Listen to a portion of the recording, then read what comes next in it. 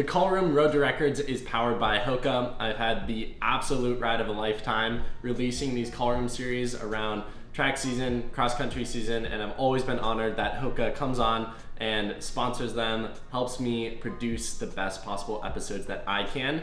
This year's edition of the Call Room, I'm so excited about. It's leading into the 2025 edition of the HOKA Festival of Miles, held June 5th in St. Louis, Missouri. This year, the races are literally going to be bigger and better than ever. The fields that have already been announced are absolutely remarkable, and HOKA is there every step of the way. I cannot wait to talk to both the top boys and the top girl contenders as they journey to St. Louis to chase records, to chase history. It's going to be an absolute blast, and I can't wait for this podcast series leading into the historic event that is the HOKA Festival of Miles meet. If you're in the midst of your track season, I highly recommend checking out HOKA's race day products. Join HOKA's next generation of fast family this year at the HOKA Festival of Miles, the Summer Mile Club, and the Foot Locker Cross Country National Championships. Enjoy today's episode of the Call Room Road to Records, powered by HOKA.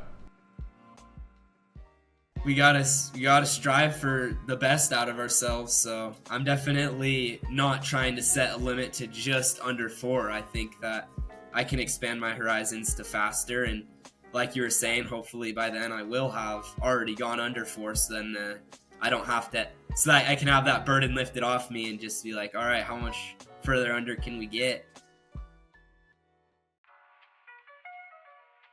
That was Corbin Coombs today on the Running Effect podcast. Corbin is going to be one of the top contenders going into this year's Festival of Miles meet in St. Louis. He ran it last year. He was middle of the pack as he described it.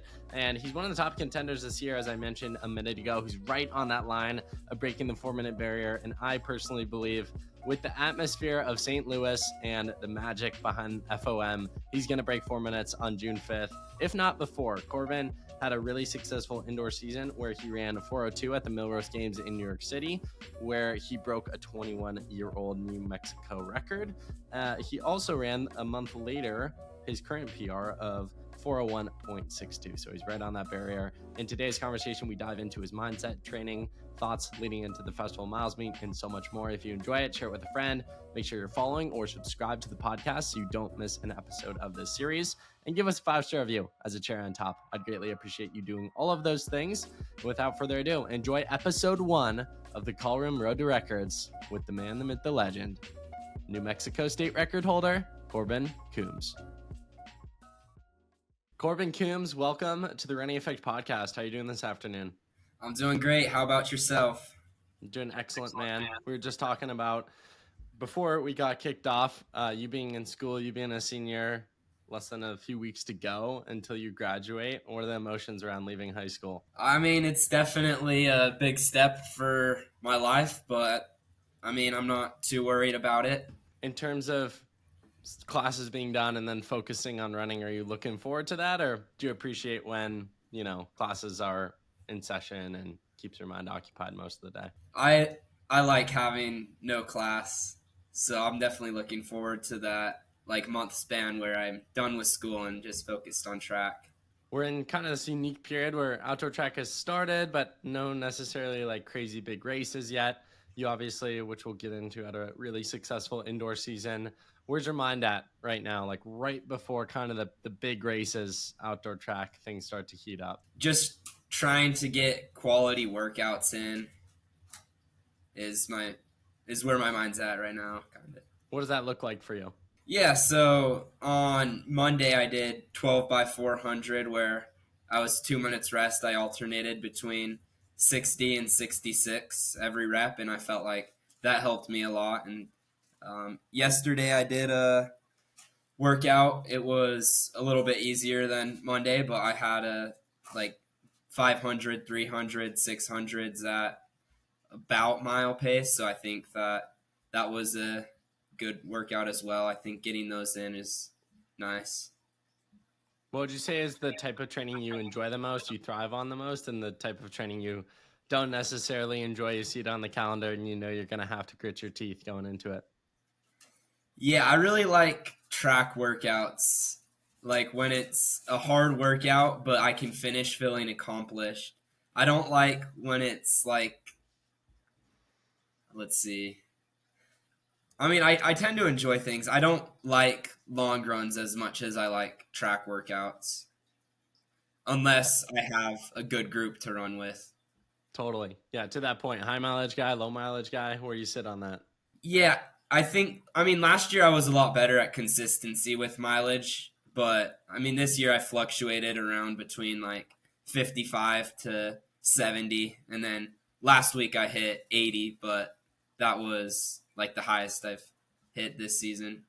Yeah, how are you hitting 80 miles a week while having like quality sessions throughout the week? And what are some ways you try to stay on top of recovery and make sure you're not getting injured? Let's see. I think the biggest thing is trying to get the right amount of sleep in. I think a lot of people think about overtraining, but I think for the most part, it's not overtraining that the problem is, but rather under recovery. So when I'm able to get at least like 8 hours of sleep, then I tend to be able to hit high mileage. What would you say is like the hardest thing you struggle with when it comes to the training? I don't like to wake up early. I feel like that's the hardest part for me. Was that ever hard with cross country races? A lot of them being in the morning. Track's almost always like later in the day. Not so much because the races like early would be like 9 a.m. So it's like you got to wake up maybe like 7, which is fine. It's just what's hard for me is like just throughout the week, waking up consistently every day. I think a lot of people are more new to seeing your name, and I feel like you've kind of popped up on the scene within maybe the last half year, maybe the last year. Where do you feel like you've come from? What would you say to everyone who's new to the Corbin Coombs show? Yeah, I think I came from just, I mean, I started in like 8th grade sort of, but I think once I hit high school is I kind of started, and then every year I've just kind of learned how to train well and just I've improved my understanding of the sport. I think that's a big thing because I didn't necessarily grow up with all the resources because, my parents didn't run in high school, or I have an older brother who did it, but he was very injury prone and he was more into academics. So it was like just trying to learn things throughout high school has helped a lot as I've been passionate about it. Yeah, take me back to that start in the sport. How'd you get your start in the sport of running? I've done a few when I was in like elementary or middle school, like maybe like once every couple years or so, I've done a few like public 5Ks, and I tended to enjoy those because I felt like I was good at it. Like obviously not good at it, but like relative to how young I was, I felt like I was good at it. So that kind of sparked a passion in me. And then my older brother was in high school running and when I was in like middle school. And so that kind of like, he started in 8th grade. That kind of set the stage for I was like, oh yeah, I'm going to do that in 8th grade. And then also I had a lot of friends who were in it as well. Was there a point for you during your running journey that you realized like, oh, this is something that I'm really good at and should keep exploring? I feel like I've always had a strong belief in myself, even when I wasn't very good. So, I mean, I guess that's hard to say. I definitely think that I've had a few like breakthrough performances that helped my confidence a lot. For example, my freshman year, I dropped a 13-second PR, and like this time of year, I went from 442 to 429 in one race. So that was a big confidence booster. But I've always felt like I was good even when I wasn't. And even now it's like, it's like good is so relative, but I always felt like I was successful, or like I felt like I was special in a way. How crucial do you feel like that aspect to yourself is, that you like believed you were great before you were actually great? Do you feel like that was crucial to actually become great, or do you think it would have happened regardless of mindset?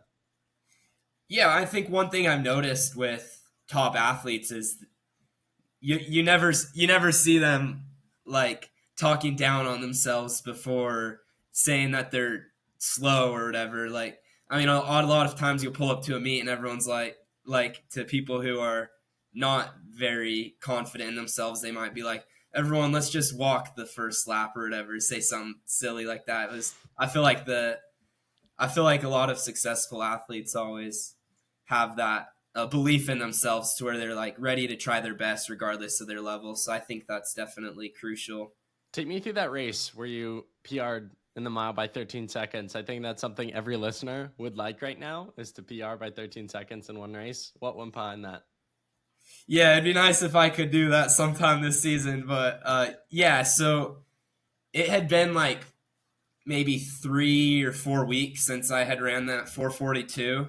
And what's it called? I had like a teammate and then a kid from Alamogordo who were trying to state qualify, and I had stuck with my teammate pretty well in some previous races, so I was prepared to just stick on them, and then I ended up doing that, and I just felt really good that day. And the last 500, I made a move and hit it hard, and then all of a sudden I just skipped the 430s. I went, I hadn't ran in the 430s before, and then I got 429. So that was just a super exciting day.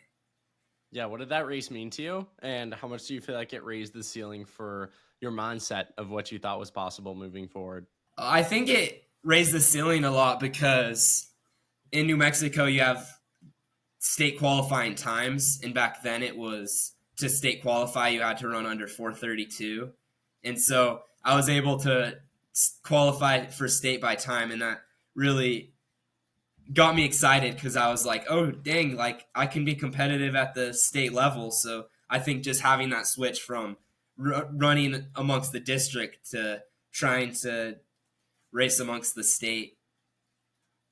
What would you say to someone out there who's like stuck, whether it's in the 440s, 450s, 4.0s, whatever it might be, as someone who like completely broke through the 430s without ever even touching it? Like, what goes into a breakthrough race? I really don't know. I think that it's just such a complicated thing. I think it's so complicated to know how good you're going to do. But I think as long as you do the things you know you should be doing, then I think that success happens from that. Let's talk about growing up in New Mexico. You're the fastest miler there now. Like, what was it like to grow up in that state and to slowly cement yourself as one of, if not the great in the state of New Mexico high school? It's pretty huge because I remember like freshman year, I was looking at like the top freshman times in New Mexico, and I was a little bit slower than that, but I've worked hard, and now it's great to see that I was able to take down the state record. I think that's definitely very special. Was it weird growing up in a state, obviously running's your passion, was it weird growing up in a state that like running wasn't that big of a deal, right, compared to like California or Texas? Or what was it like growing up there?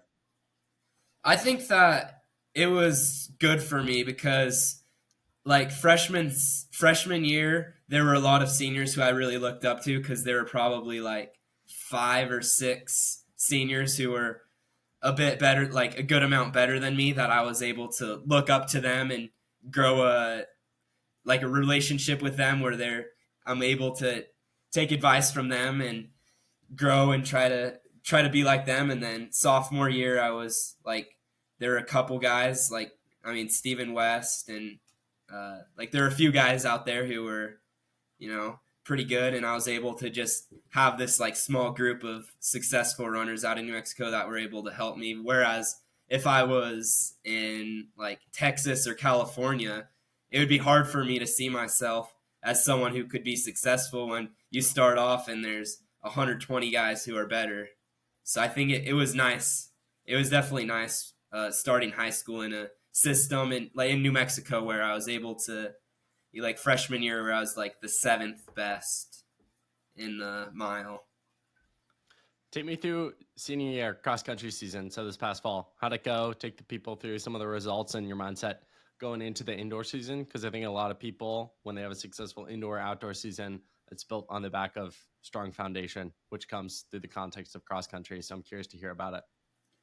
Yeah, I would say I had a medium cross country season. It was definitely good, but it wasn't as good as I had set my expectations for it coming off of my junior year of track.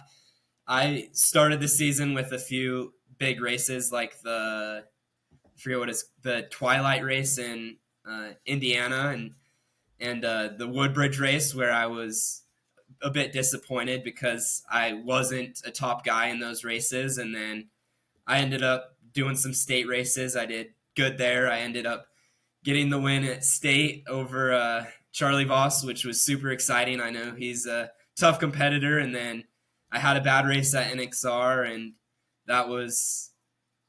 that hurt me a little bit mentally, and I was able to bounce back at Foot Locker, have a great experience there. So a lot of ups and downs. I didn't quite reach what I was hoping for, but overall it was successful, especially considering Foot Locker. I think that's what made me overall happy with the season. What was it like to beat Charlie, NXN champion at state? And how crazy was his win at NXN to you?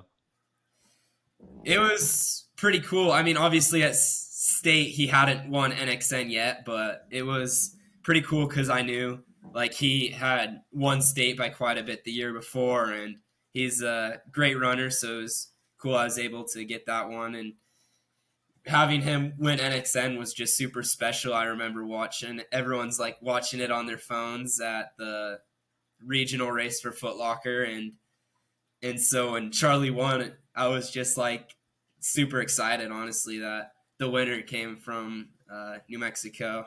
For you, going into the indoor season, what were the goals? Obviously, we'll talk about some of the results, everything you ended up accomplishing, but where was your mindset at coming out of San Diego? For the indoor season, I was really wanting to just PR in all of the like 800 mile, 2 mile, get PRs in those, and then I wanted to have at least a couple major wins, and then I wanted to break 4 minutes in the mile. I didn't quite hit that one, but those were my kind of main goals, was break 4 minutes in the mile, hit PRs in every event, and have a couple wins at big meets.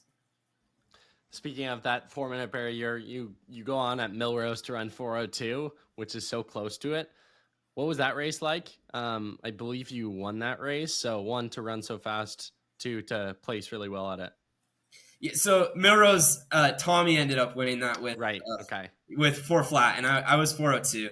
It was paced pretty well. Tommy had a teammate, Liam Hanneman, pace us through 800, and then we were just like half a second off of pace, and then I stuck on Tommy for another 400 meters. We got a little bit away. We were probably 3:01, maybe 3:02 or something in that range. And then with 400 to go, he left the inside lane open, so I took that and started hitting it, and then he stuck on me. Then the last 100, he out finished me. So that's kind of the way Milrose broke down. But I was happy with it because I was able to get a PR there.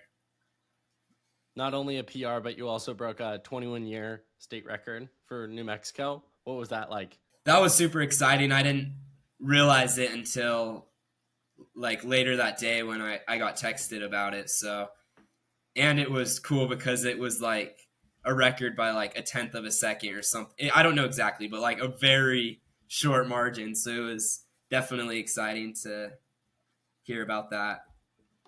The following month, March 1st, I want to say, in Philly, you run 4:01.62, getting awfully close to that 4 minute barrier. What was that like? And when you're this close to 4 minutes, is it disappointment that you didn't go under, or excitement that you're getting close? I think it's best to celebrate every PR. I think having a positive attitude, regardless of the result, is the best thing you can do. Obviously, it's hard when you do bad, but I was definitely excited because I was still able to chip away from my PR and get the win there. I wanted to talk to you about, I believe I read it somewhere. I think it was at Nike Indoor Nationals where you did like a gajillion events. Take me through that, and why'd you decide to do so many? How'd you recover between events, and what was it like doing pretty well at all of them? So the reason why I ended up doing 4 events at NIN. The reason why that happened was because initially I was just signed up for the 1 mile and the 2 mile, which was pretty spread, so it was very doable. And then my teammate was like, hey, we could actually get a DMR and a 4x8 going for NIN. So I was like, all right, I'll do those. That's kind of the way it happened. And it was definitely a great experience at NIN. Being able to get the win in the DMR was super special for sure. And then in the 2 mile, it was that was the first race. It was pretty good because I got second behind Tommy, so pretty happy with that, and I got a pretty big PR. And then trying to recover from that. The next day was the 4x8, which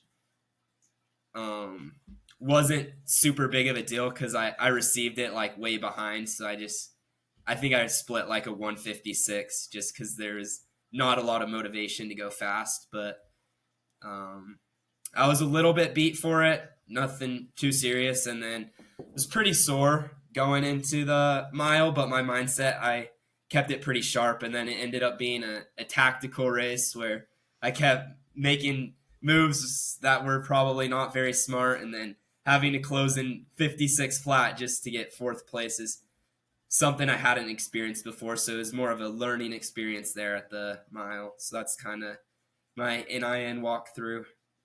How trash was the body after that weekend?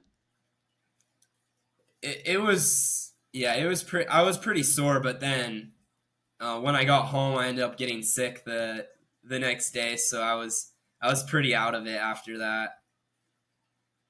Walking out of indoor season, obviously, I know you said you wanted to break 4, but on paper, really successful season. You do well at the national meet. You run a PR of 4:01 in the mile. Really good stuff. Where was your mindset at going into the outdoor season? And as you're talking to me now, what are the goals on your heart, on your mind?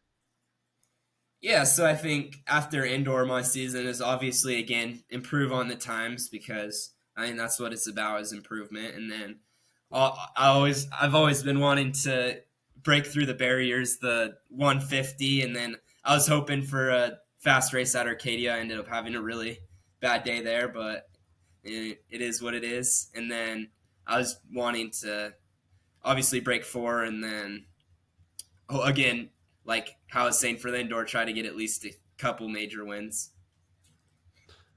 The sub 4-minute mile, let's talk about it specifically leading into the 2025 HOKA Festival of Miles meet, which you were recently announced for, or you're going to be announced for. When was the first point you ever heard that like the 4-minute barrier was actually like a thing? Do you remember? Can you pinpoint that moment? Obviously, I've always known that it was a fast mile time, but I think when I was I believe a sophomore, and I saw the Festival of Miles race where 4 of them went under 4, then I realized that it was like really prominent in the high school world kind of thing. Is it crazy to you that you're now in a position to potentially be one of those people that you've gotten this good at running? Yeah, it is kind of crazy because I remember like my sophomore year at Running Lane. I was just so impressed by like Devin Kipyego that he had ran 4 flat, and I was like talking to him, asking for all this advice. So it's kind of crazy that I'm only a second behind that, and at the time I viewed him as like this crazy runner. I still do. Like I'm just saying it's crazy that like I'm there. Totally. 100%. You mentioned watching your sophomore year, the Festival of Miles meet, seeing people break the 4-minute barrier. For you, what's it like to go to that meet? It's your first time there. How excited are you to be a part of it? And debatably, I think on paper, I don't know if there is debate because I think it's pretty set. It's going to be the most stacked high school boys mile race of all time. Yeah, I'm definitely excited to do Festival of Miles this year, especially considering how stacked it is. As on paper, obviously, but also I remember like last year I did Festival of Miles. I ended up middle of the pack. I was 8th out of 15th, which I was happy with because I ran 4:04, which was a PR at the time. So it was a great experience then. So I have an idea of what it's like, but then this time I know that it'll be faster for sure than last time, considering the depth of the field, and then it's nice to be in this field with having a pacer for sure, because we like with Arcadia where we expect the most stacked race ever, and then it ends up being tactical, or at NIN where we're running 4:07 to 4:11, and these are guys who've ran like 4:05 or better. So it's nice to have a pacer, and the atmosphere at festival is electric. So it's just super excited to go. I was just going to ask you about the atmosphere. What was that like for you last year? What was your experience like? I mean, it was just crazy exciting. I had a lot of nerves, so it wasn't as exciting as it could have been, but I was just amazed when I saw Ali Zealand break the high school record, and then, like, I don't know how many minutes later, like 10, 15 minutes later, Sadie took it from her. So it was like two national records that I got to see in one day while I was finishing my warm up, and then I I just know, like, from years prior how crazy it was. So it was just insane to be there. And then, I mean, we got treated really well there with all the stuff they gave us and having that crowd, because like a lot of people were there yelling and keeping it loud. So it was just super exciting. For you and your own thought process, obviously, maybe you'll break four before then. Who knows? But like, what is your thought on this race? Because I think we could see a legitimate chase at Alan Webb's record by someone like Owen or Josiah. In which case, the difference between 352 and 359 is quite different. And if you go out on 352 pace, could be a recipe for a 410 mile. So, where's your mind at? Have you thought about this? I haven't really thought about Festival of Miles too much. I've obviously thought about it because it's insane, but just because there's so many races before then. But if my goal for that will be to get out strong, and then hopefully I can have smooth running where I can just stay on the inside of lane one, running as fast as I want to the whole time. And I would try my best to be there for sure. I'm not gonna hold back to try to, do what I've done before. I'm going to try my very hardest to just stick on the pace. I think that's one of the great things of having a fast mile is when you're able to just sit comfortably without having too much trip ups is the hope. Obviously, with how many people are good there, you can't expect that. I mean, I know like even last year, like Nathan Nail got tripped up, stepped off the track a little bit. So I mean, the hope would be if it's that fast that it would be able to have that smooth running, have someone behind me, have someone in front of me to where it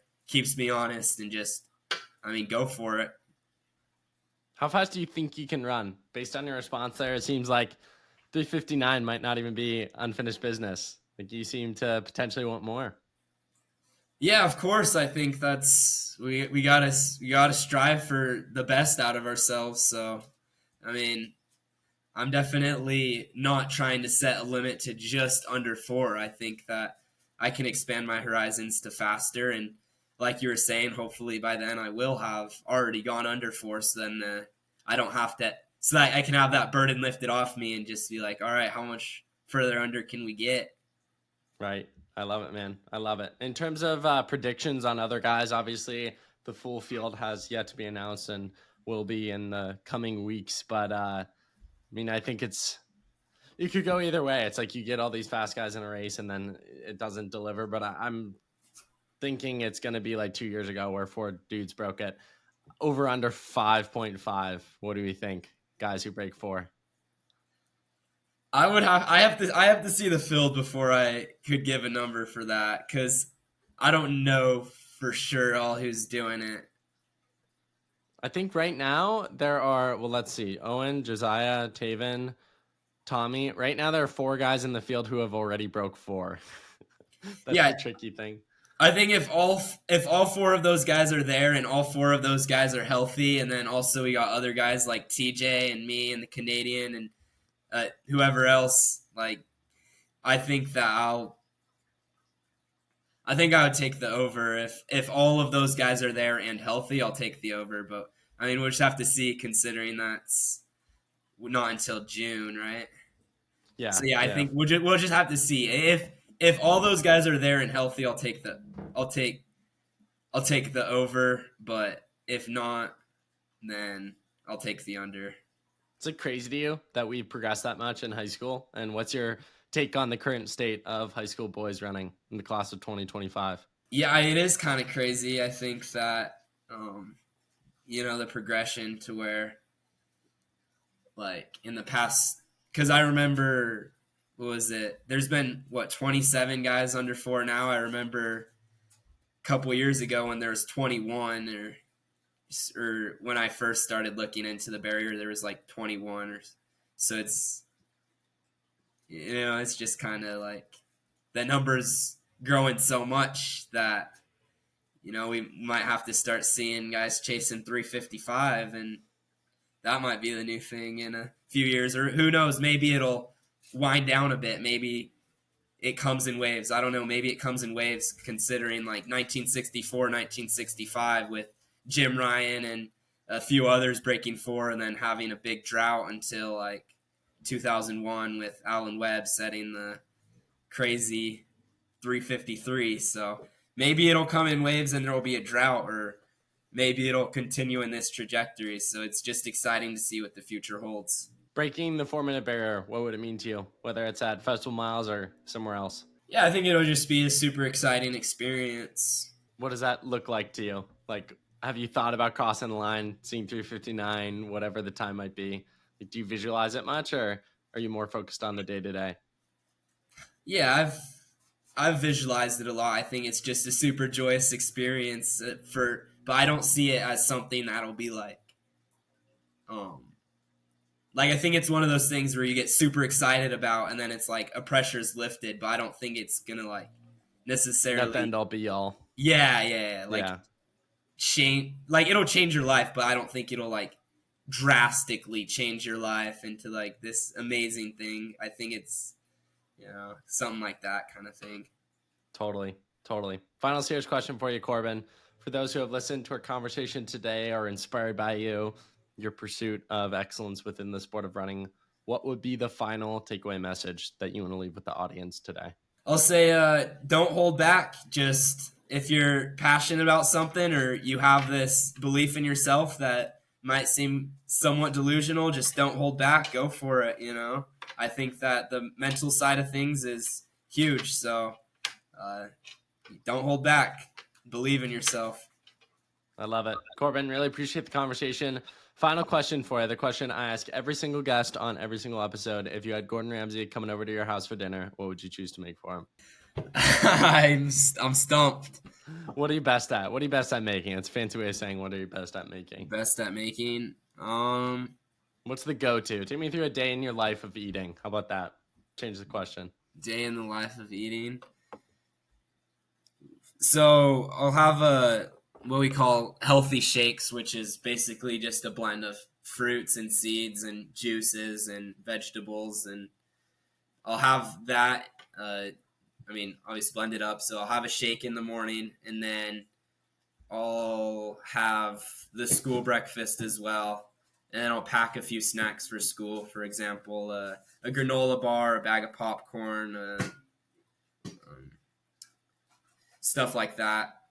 Probably a couple granola bars, and then if I have pretzels, I'll pack those, stuff like that. And then also the school lunch. Then I come home and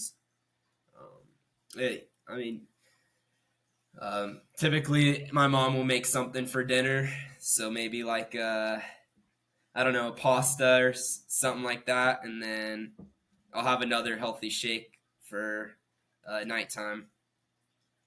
There you go. Ladies and gentlemen, that's how you run 401 in the mile. Corbin, appreciate the conversation. Thank you so much. Looking forward to seeing you rip it in St. Louis on June 5th. And I'll be cheering you on, man. Keep crushing it. Thank you. Thanks for putting me on.